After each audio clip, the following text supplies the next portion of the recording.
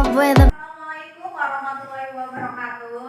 Waalaikumsalam warahmatullahi wabarakatuh. Selamat siang anak-anak. Siang, Bu. Ya, bagaimana kabarnya hari ini? Sehat. Alhamdulillah. Kalau hari ini kabarnya sehat. Sebelum kita mulai untuk pembelajaran kita hari ini, ada baiknya kita berdoa dulu seperti biasanya. Silakan ketua kelas untuk memimpin doa hari ini. Siap, gerak. Berdoa mulai. Berdoa selesai. Baiklah anak-anak, ibu akan cek kehadiran. Hari ini yang tidak masuk siapa? Rizky Fitriansa. Rizky Fitriansa. Kemudian siapa lagi? Baiklah anak, apakah masih semangat hari ini? Semangat. Ya, sudah siap untuk menerima pelajaran dari ibu? Siap. Baiklah, untuk menambah vitamin semangat kita di siang hari ini, kita akan cukup semangat terlebih dahulu. Siap? Siap. Ya, coba semuanya semangat.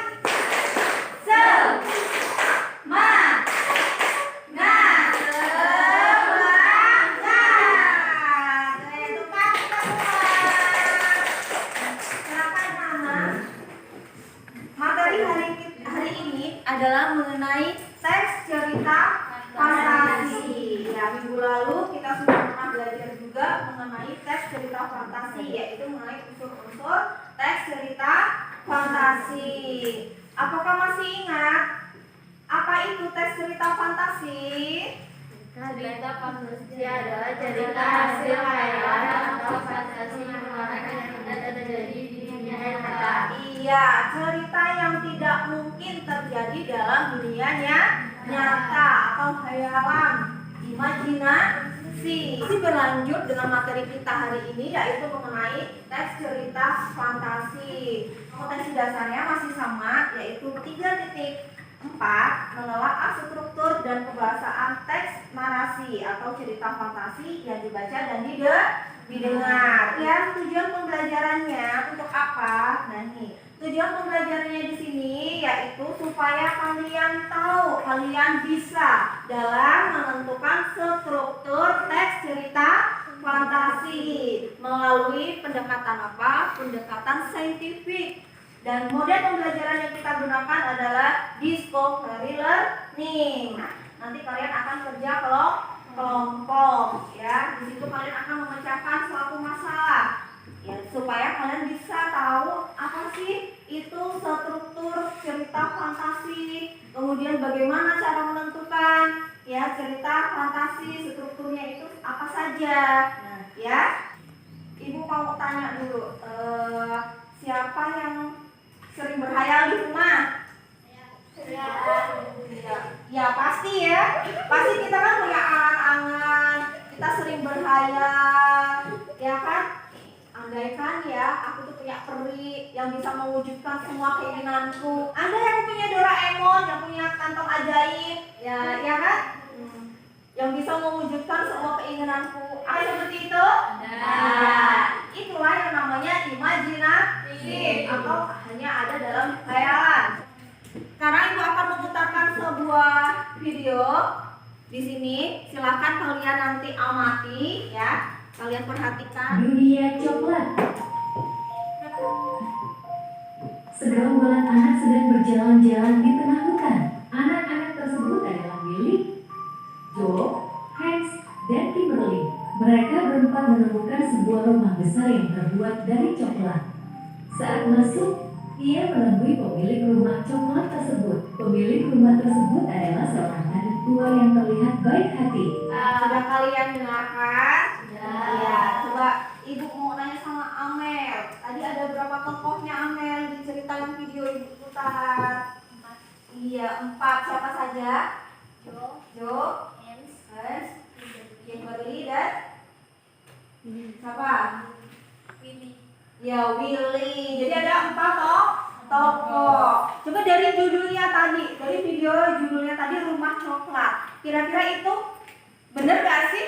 Ada nggak dalam kehidupan nyata? Ya, tidak ada rumah coklat. Ada yang rumahnya coklat? Warna warna temboknya. Jadi cerita yang ditayangkan tadi itu cerita apa sih berarti? Iya, cerita fantasi karena hanya ada dalam hayalan. Kemudian menceritakan tentang apa tadi videonya? Main rumah coklat itu di rumah siapa? Iya, di rumah nenek penyihir. Tetapi mereka tidak tahu kalau itu tuh nenek penyihir. Jahat nggak sih nenek penyihirnya? Iya, jahat. Pertama niatnya baik, tetapi ada terselubung niat jahat. Cerita fantasi itu ada bagian-bagian strukturnya. Ada yang tahu? Ada yang bisa menyebutkan struktur teks fantasi apa saja? Ya? Orientasi, Ya? komunikasi, resolusi. Iya, tepuk tangan. Orientasi, Kedua, komunikasi, yang ketiga, resolusi.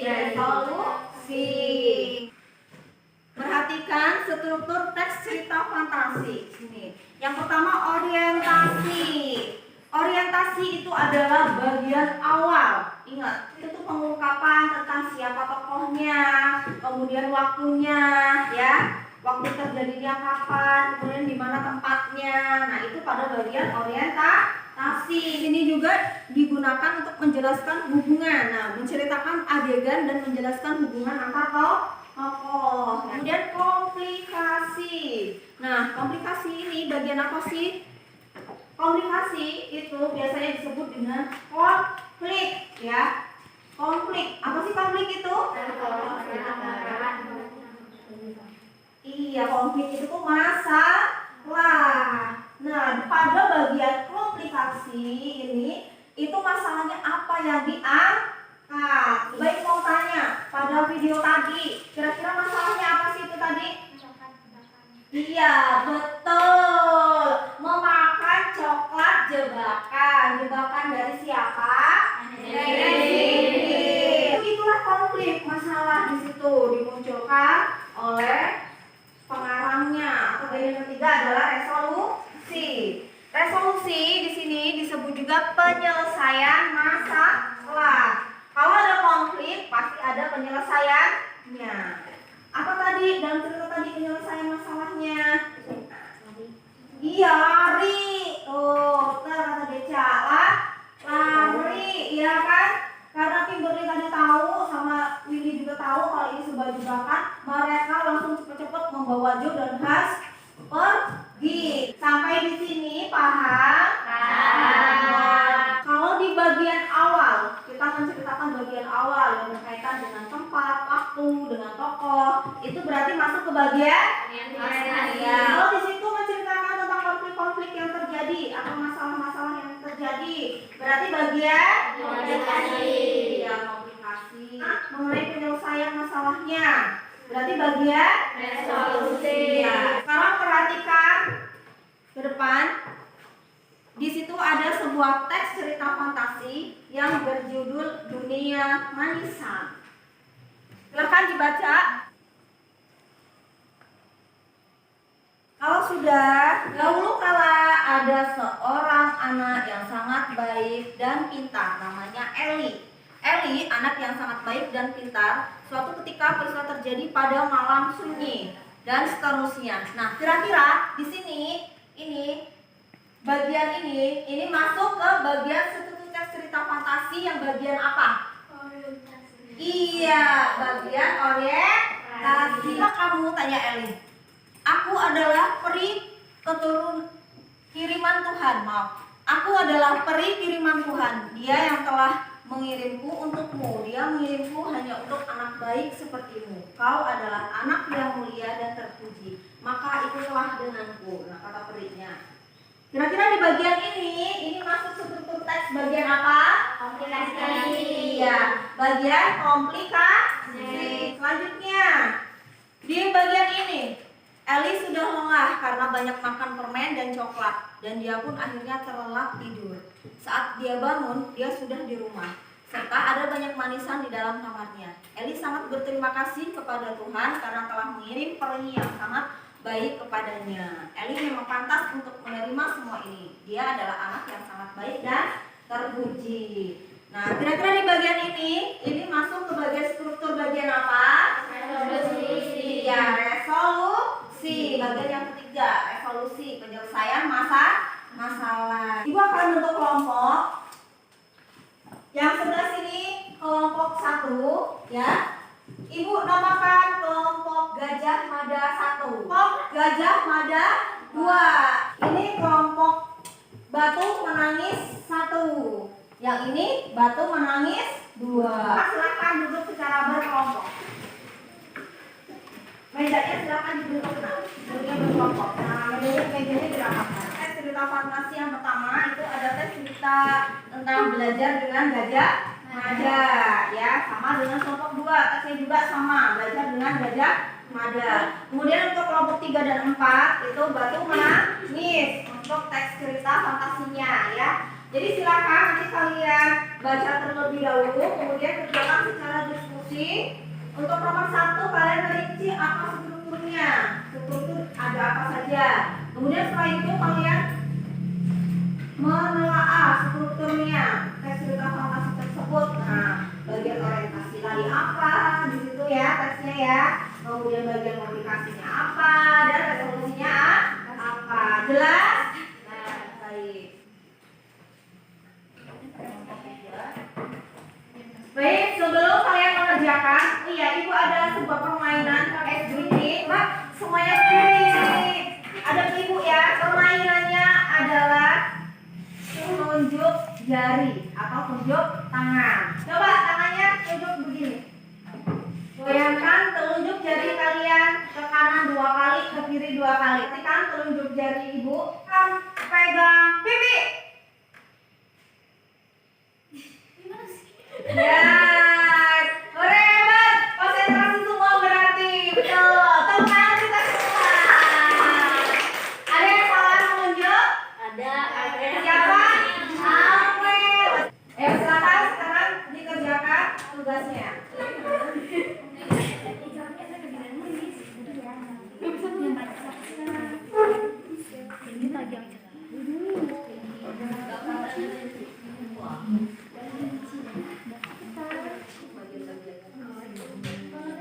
Sudah ya, waktunya sudah mau habis.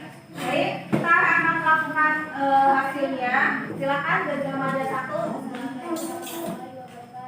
Waalaikumsalam. Dengan Gajah Mada. Orientasi, komunikasi, resolusi.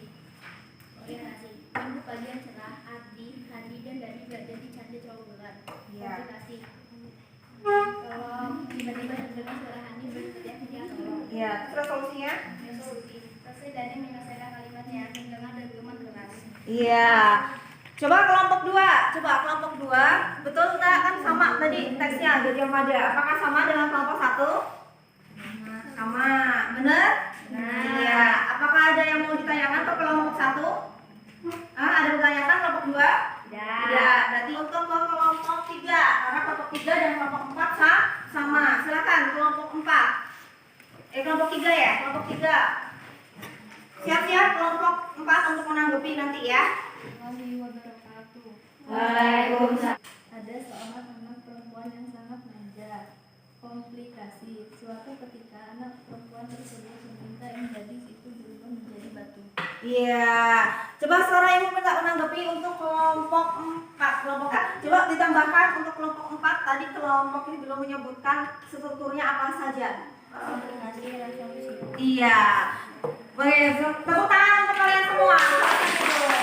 Kira-kira ada kesulitan atau tidak? Tidak. Apa sih kesimpulannya? Iya, struktur teks cerita fantasi ada 3 bagian. Apa saja? Orientasi, komunikasi, dan iya. Dan cerita fantasi itu hanya imajinasi belaka. Aku rasa cukup untuk pembelajaran kita hari ini. Ya, kita akan berlanjut di minggu depan ya mengenai kaidah kebahasaan. Ketua kelas untuk menutup pembelajaran hari ini dengan berdoa terlebih dahulu. Berdoa mulai. Berdoa selesai. Ibu akhiri cukup sekian. sekian dan terima kasih. Semoga apa yang diberikan bermanfaat untuk kalian. Assalamualaikum warahmatullahi wabarakatuh.